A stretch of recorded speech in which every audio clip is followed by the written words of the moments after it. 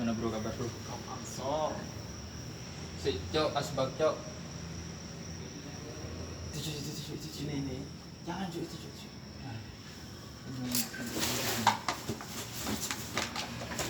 Kamu kayak canggung gitu di sini Cok. Kenapa? Kamu kok kayak canggung? Canggung. Canggung. Kenapa? Itu air di belakang kalau mau minum.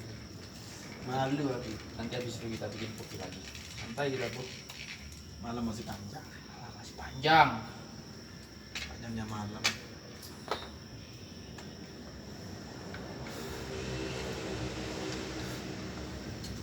Itu batu kayak ini.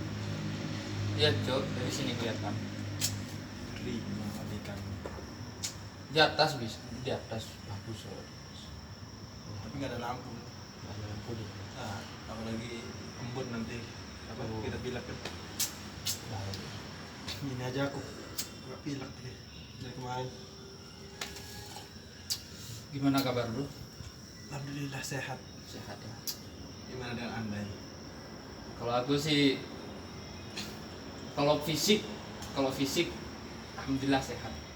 Cuman yang kalau hati itu sudah terpecah belah. Kok bisa pecah? Kok bisa? Mikirin skripsi. Bingung aku bro, mikirin skripsi. Aku aja kemarin aku dikasih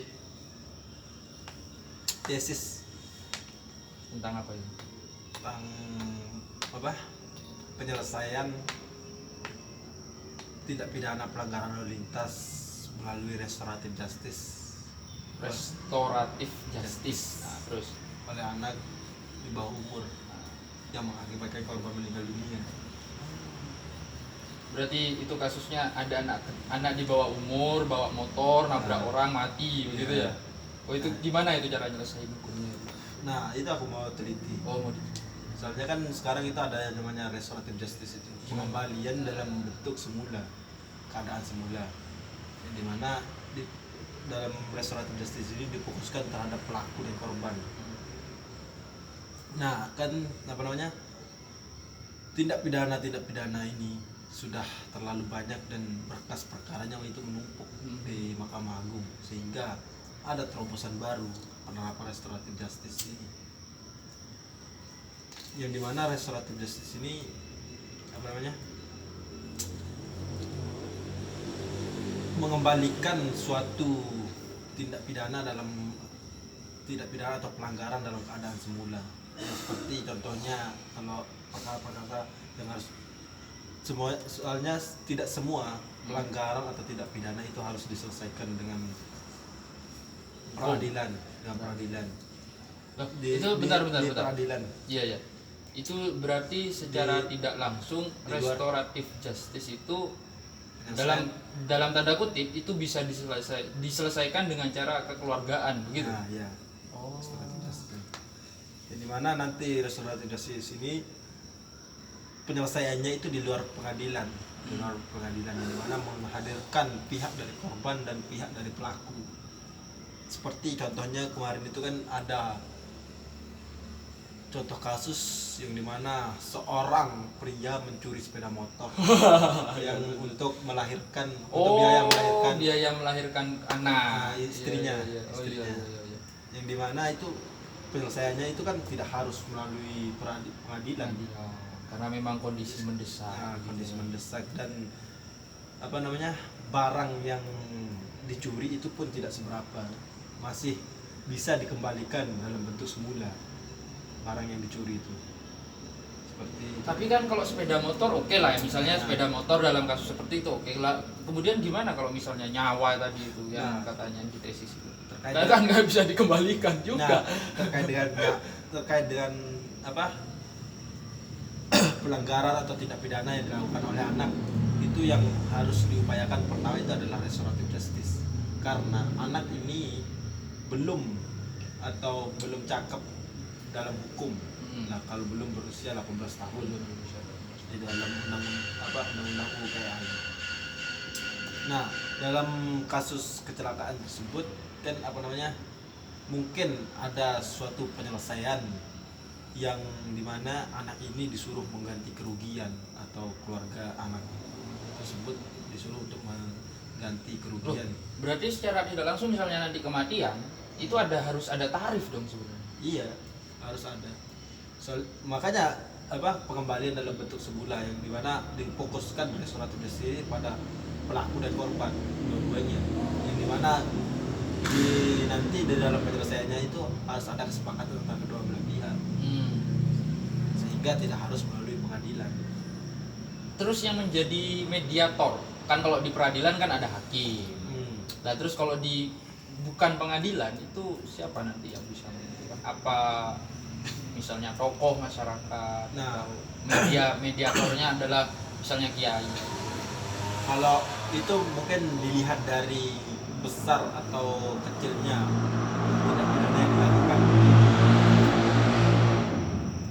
Mungkin kalau hanya sekedar maling sepeda motor mungkin hanya tokoh masyarakat dan pemirsa lah yang menghadiri proses tersebut. Itu berbeda dengan halnya kalau misalnya ya korban meninggal dunia yang dilakukan oleh anak ini, mungkin akan menghadirkan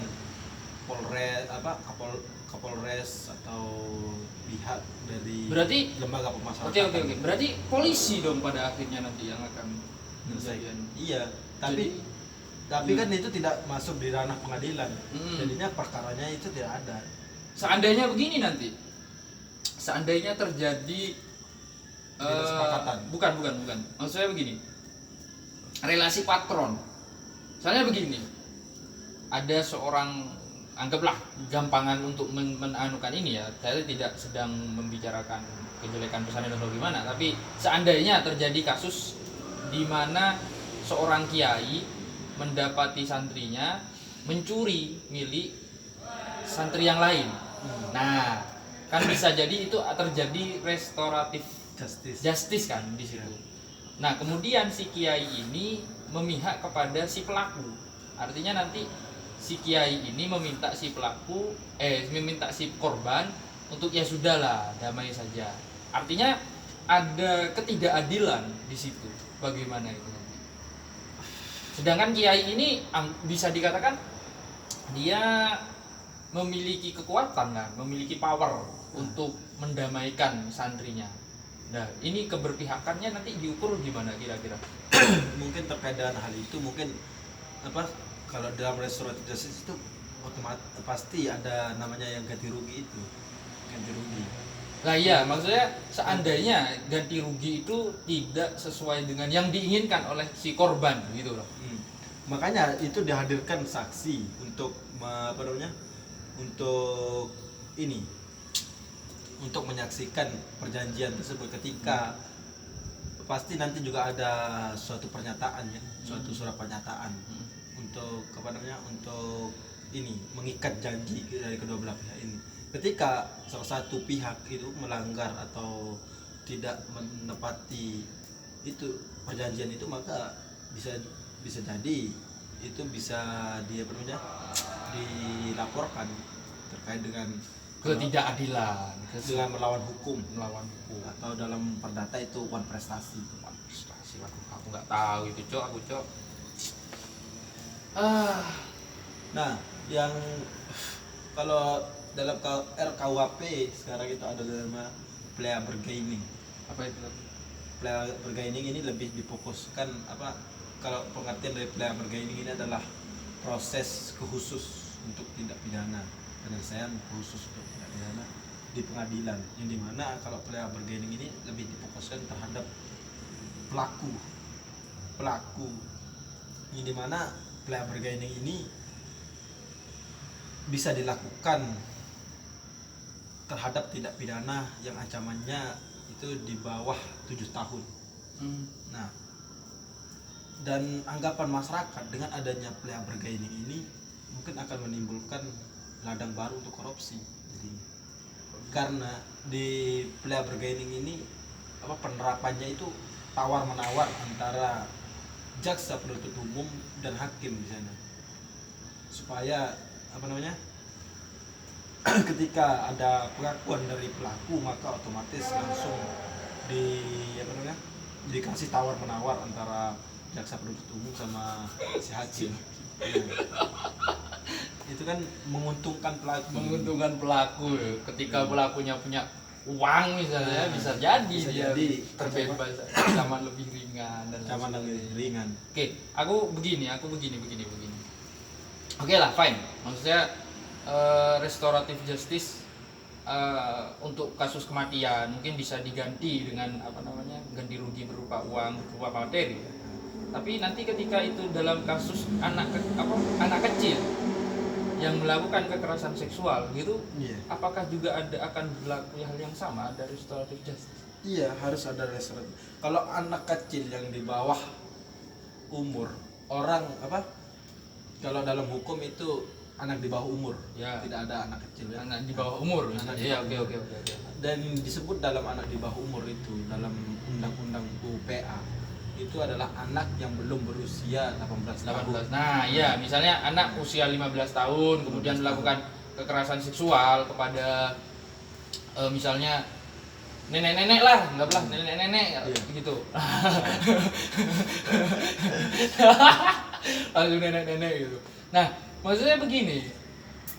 Itu kan bagaimana nanti ukuran ganti ruginya? Apakah harus selalu tentang materi? Nah, kalau terkait dengan tindak pidana yang dilakukan oleh anak di bawah umur, maka ada pengkualifikasian, di mana ada tindak pidana ringan, tindak pidana sedang, dan tindak pidana berat. Ya. Nah, yang dimana kalau tindak pidana ringan itu dikembalikan terhadap kedua orang tua, dan kalau pidana sedang itu adalah ditaruh di lembaga pemasyarakatan atau dikembalikan dengan orang tua dengan syarat-syarat tertentu. Oke. Dan sedangkan tindak pidana berat itu maka ancaman untuk anak ini adalah sepertiga dari ancaman maksimum tindak pidana tersebut. Jadi misalnya dia di penjara harus melakukan penjara, dihukum penjara. Iya, dihukum dengan misalnya anak ini melakukan tindak pidana 15 tahun kan, Ya. tindak pidana berat yang dimana sepertiga dari 15 tahun itu maka itu ancaman 5 tahun. untuk anak itu 5 tahun. tahun. Tapi dia ditaruh di dalam lembaga pemasyarakatan, bukan di dalam lapas seperti orang dewasa. Karena anak ini kan Itu berbeda kan. iya, karena anak Iya, ini masih dianggap belum cakep hukum dan pikirannya itu belum terlalu matang untuk memikirkan hal-hal yang yang akan Berat begitulah ya. yang akan terjadi ketika dia melakukan tindak pidana kan. Makanya dia akan dimasukkan dalam lembaga pemasyarakatan tanpa mengurangi hak dan kewajiban dari anak tersebut, sehingga nantinya ketika anak ini keluar dalam keadaan tidak sakit dalam keadaan Psikologisnya nggak maupun sakit. psikisnya. Nah, kemudian kan nanti dia di penjara nih. Di penjara misalnya 5 tahun di penjara. Terus gimana nanti dia pendidikannya? Ada lembaga pemasyarakatan itu. Lembaga pemasyarakatan. Dia menerima pendidikan. Dia menerima pendidikan di lembaga pemasyarakatan. Dia tetap dididik gitu. Dia tetap dididik. Ijazahnya Lembaga pemasyarakatan. tetap ijazah keluaran lembaga masyarakat itu. Mungkin Lulusan mana, Mas? Lembaga permasyarakatan ya. mungkin juga ada suatu pertimbangan ketika anak ini berkelakuan baik atau dua ini kan, atau biasa. ketika dia dalam masa penahanannya di dalam lapas dia berkelakuan baik kan. Dikurangi begitu. Berarti Jangankan anak, korupsi aja ada ada itunya. amnesti Amnesti istilahnya. Amnesti untuk mengurangi Ya, masa anunya mengurangi. karena dia berkelakuan baik. Tapi kalau misalnya dia keluar masih berkelakuan jahat gimana? Dia berkelakuan baik hanya untuk bisa menerima amnesti terus keluar jahat lagi. Nanti kan misalnya ketika anak ini berkelakuan buruk lagi, melakukan tindak pidana lagi, maka akan diancam dengan pidana yang lebih berat. Karena penjatuhan pidana yang lebih berat itu ketika pengulangan tindak pidana yang dilakukan mungkin akan setelah dia keluar anak ini terus sebenarnya melakukan tindak pidana lagi, mungkin ancamannya ditambah 2 tahun datang dari ancaman yang sebelumnya. Oke, aku sebenarnya gini, aku mau tanya begini, tolak ukur negara kita dalam menentukan hukum untuk anak ya, kasusnya anak itu kan di bawah umur ya, 18 tahun. Tapi bagaimana ketika nanti ternyata ada anak usia 10 tahun dia memiliki kemampuan yang standarnya itu apa, kecerdasannya ya, misalnya itu lebih dari anak yang seharusnya 10 tahun tapi dia sudah mengerti banyak hal begitu, termasuk dalam kasus-kasus hukum dia mengerti, sehingga dia berani untuk melakukan korupsi, bukan korupsi, menjual narkoba misalnya. Jadi anak usia 8 tahun, anak usia 10 tahun dia menjual narkoba lebih dari 1 kilogram, jadi bandar narkoba bahkan bisa jadi. Apakah dia tetap secara di mata hukum ukurannya adalah ini apa namanya 18 tahun? Apakah ukurannya tetap 18 tahun ataukah kecerdasan dari anak itu sebenarnya yang harus Tetap berdasarkan aturan-aturan yang ada di dalam undang-undang. Jadi karena kita kan menganut asas legalitas itu. Iya. Tapi jadi enak ya kalau misalnya kita punya gitu, punya anak kita didik jadi bandar narkoba gitu. Iya. Enak. Ada celah sebenarnya Bung di hukum itu. Ada. Celah itu pasti ada. Pasti ada karena sebagus-bagus hukum pasti mempunyai kekurangan. Pasti ada. Pasti ada. Nah, tapi kan oke. Itu tidak mungkin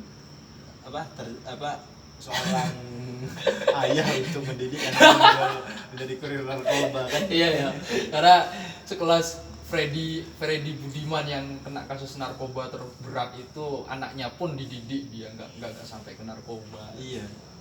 Tapi kan bisa jadi itu kan. Maksud saya pas namanya manusia bro ya. Namanya manusia.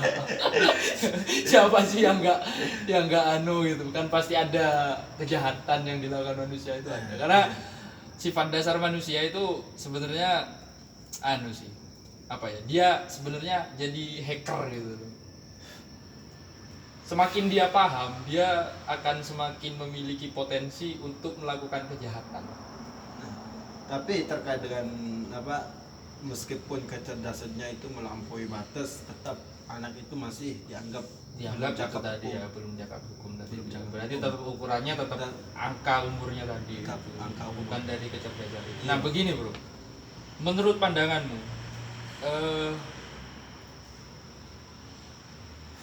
antara hukum negara kita, antara hukum negara dengan hukum agama Islam lah, itu menurutmu ada nggak sih istilahnya perbandingan begitu? Maksud saya ini dalam rangka begini, saya ingin menemukan apa ya istilahnya, saya ingin menemukan celah, bukan celah, lebih bagus mana menurutmu?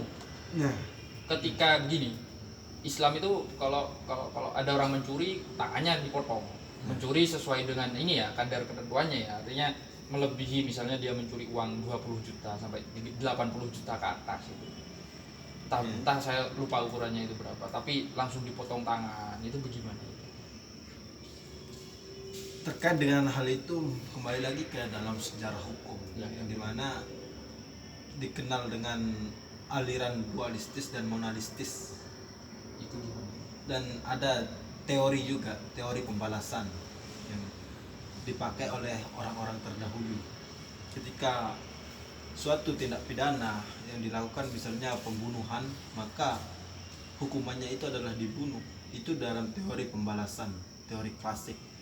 Nah, tapi seiring dengan berkembangnya zaman, berkembangnya waktu, ada muncul teori baru, teori modern, yang dimana ketika seorang melakukan tindak pidana maka bukan teori pembalasan seperti teori klasik itu yang diterapkan, tapi bagaimana untuk memberikan efek jera terhadap pelaku tersebut. Nah, dan seiring berjalannya waktu kembali ada muncul lagi yang menggabungkan antara kedua teori tersebut. mungkin apa namanya, teori neon klasik kalau nggak salah.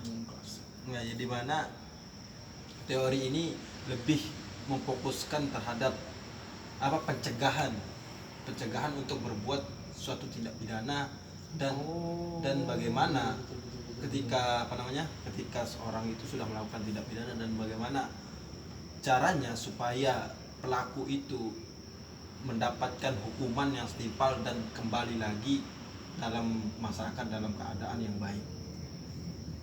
Nah, seperti itu. Begini. Dan untuk perbandingan terkait dengan apa? Terkait dengan hukum Islam dan hukum ya KUHP, Kitab Undang-Undang Hukum Pidana itu, di mana kalau KUHP itu kan berasal dari dari orang-orang Belanda, sedangkan hukum Islam itu Al-Qur'an. dari Enggak, begini. Aku mau cerita sedikit ya tentang hukum Islam lah ya, hukum Islam ya. Setahu saya begini. Jadi dalam sudut pandang Islam ya, orang membunuh harus dibunuh. Orang yang membunuh harus dibunuh. Artinya ini klasik ya, fine. Oke, aku paham ini klasik, teori hukum yang klasik dalam artian tidak selalu negatif ya hukum Islam itu dalam seperti itu. Tapi begini, Bro. Dalam hukum Islam itu mengapa orang mati orang yang membunuh harus dibalas dengan harus dihukum dengan cara dibunuh juga? Itu karena ini Islam itu sebenarnya ingin menciptakan suatu rekayasa sosial di mana bukan hanya pelakunya yang ingin dihukum, tetapi ini Islam itu menginginkan untuk memberikan apa ya, pelajaran bukan hanya pada pelaku tapi kepada masyarakat juga. Jangan sampai kita membunuh. Bahkan dikatakan kan orang yang membunuh seolah-olah dia membunuh satu nyawa, dia seolah-olah membunuh semesta.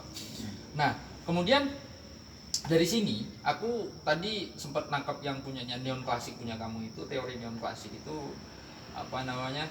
Itu memberikan pelajaran juga, pencegahan lah, istilah pencegahan, dan ini sebenarnya juga diterapkan di hukum pembunuhan di dalam Islam itu, pencegahan juga kepada masyarakat. Nah, yang ingin saya tanyakan adalah kira-kira di neon klasik itu pencegahan itu dimanfaatkan oleh si pelaku sendiri atau juga kepada masyarakat secara umum?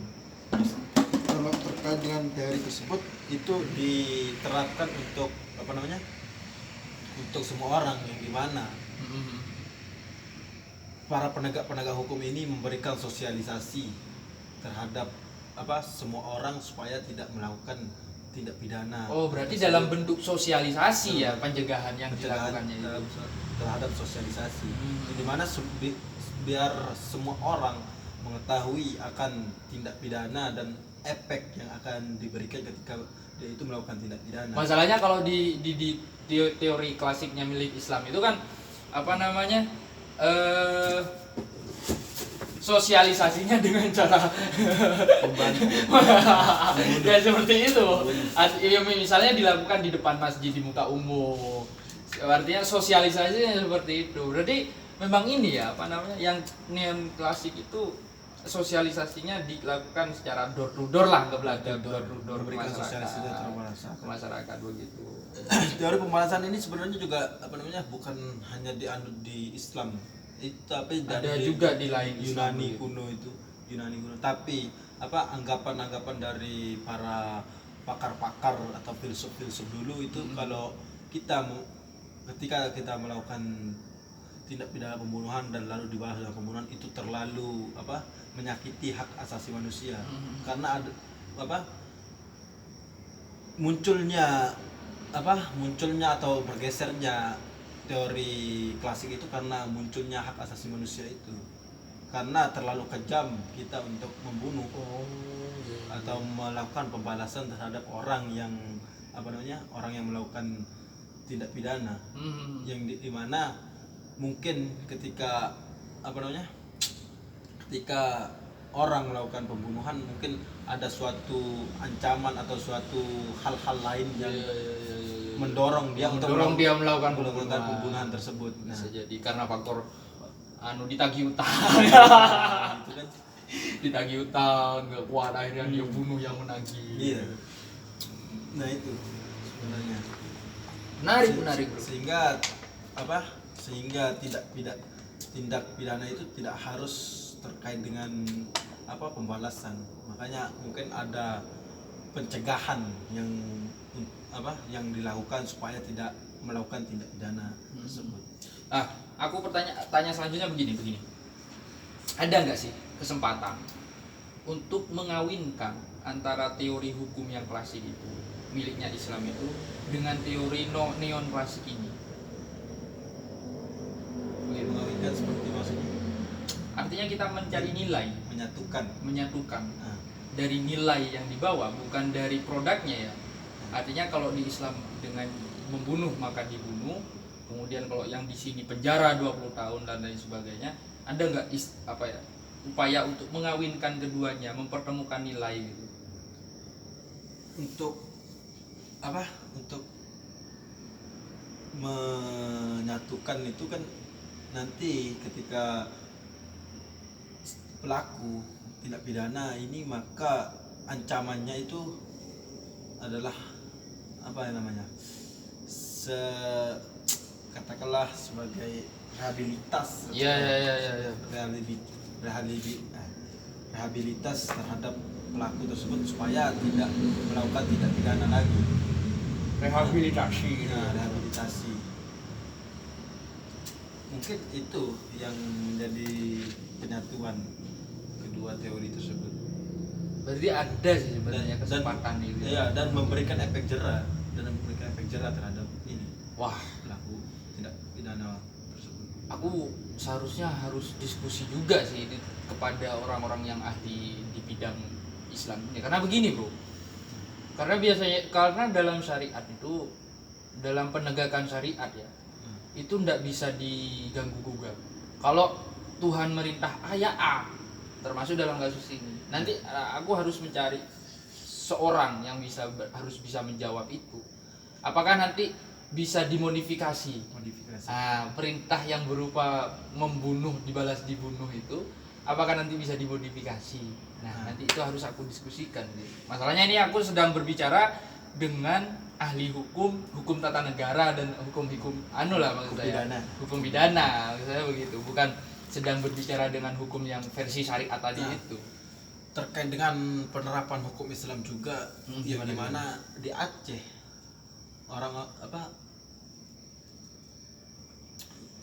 Provinsi Aceh itu kan diberi suatu keistimewaan Otonomi untuk menjalankan syariat hukum Islam di sana. Dan di sana pun orang-orang yang mencuri, orang-orang yang korupsi itu tidak dipotong tangannya. Nah, itu menjadi suatu persoalan yang dimana padahal mereka menerapkan hukum syariat, hukum Islam. Iya, hukum Islam.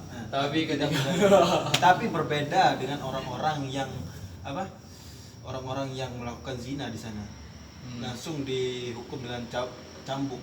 Tapi kalau kasusnya korupsi dipotong tangannya. Kenapa nggak dipotong tangan? Itu kan secara itu melanggar prinsip. Oh iya, betul. Nah, iya sih betul sih. Berat juga. Jadinya kalau kita menarik kesimpulan, berarti hukum ini hanya diperuntukkan oleh orang-orang yang mempunyai kekuasaan. Jadinya. Iya. Sehingga orang-orang yang korupsi ini kan otomatis dia itu sudah memiliki kekuasaan, sudah memiliki jabatan, sehingga dia tidak bisa untuk dipotong tangannya. Oke. Berbeda dengan orang-orang yang biasa, orang-orang yang tidak memiliki kewenangan atau kekuasaan, maka hukumannya cambuk. Berarti sebenarnya itu apapun hukum itu, apapun bentuk hukum itu, selama itu ditegakkan dengan adil gitu, gak ada masalah. Cuman masalahnya terjadi ketika itu menyangkut kekuasaan, ada relasi patron dan Makanya lain-lain. ada seorang ahli hukum gitu bahasa Gimana, orang gimana? barat yang mengatakan bahwa beri aku polisi, jaksa, hakim dan pengacara yang baik dan aku tidak membutuhkan undang-undang untuk menegakkan hukum. Nah, itu kan jadi apa namanya, kita bisa menarik kesimpulan bahwa tanpa undang-undang kita juga bisa menerapkan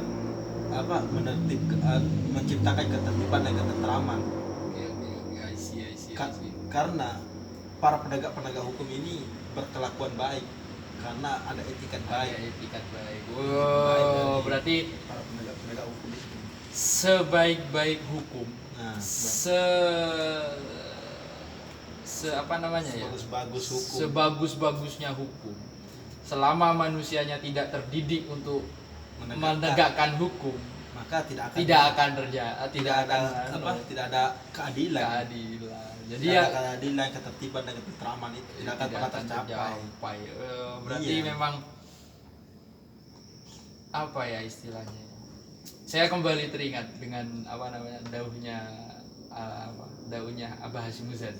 Beliau mengatakan berapa banyak hakim, berapa banyak orang-orang yang ahli hukum, tapi ahli hukum ini justru kena hukum gitu. Bahkan iya memang seperti itu. Bahkan ada suatu akademisi atau prof yang menulis terkait dengan korupsi, justru dia yang terkait korupsi. Dia menulis tentang korupsi, ternyata dia korupsi. Iya, ternyata dia korupsi. Aku baca itu di Malang Corruption Watch. Lucu juga kita ini hidup ini ya. Makanya Aduh. Tapi menurutmu gimana? Pendapat pribadimu sendiri. Semakin cerdas manusia itu kan, dan semakin canggih hukum yang diterapkan itu, artinya begini, semakin tinggi hukum, semakin bagus hukum, manusia itu akan semakin bagus juga untuk mencari celah dari hukuman ini. Kan seperti itu kan, anggap begitu. Nah, kemudian aku pertanyaan ini saya ingin bertanyakan, kira-kira ada nggak sih sebenarnya potensi untuk kita sebagai manusia untuk benar-benar menegakkan hukum gitu 100, paling enggak 90% lah. Kita benar-benar menegakkan hukum itu, ada nggak sih potensi dari seorang manusia? kalau terkait dengan itu ada, ketika para penegak hukum ini memiliki integritas, kredibilitas itu sendiri. Tanpa integritas yang tinggi yang dimiliki oleh seorang penegak hukum, maka hukum itu tidak akan pernah ditegakkan sesuai dengan norma-norma itu, sesuai dengan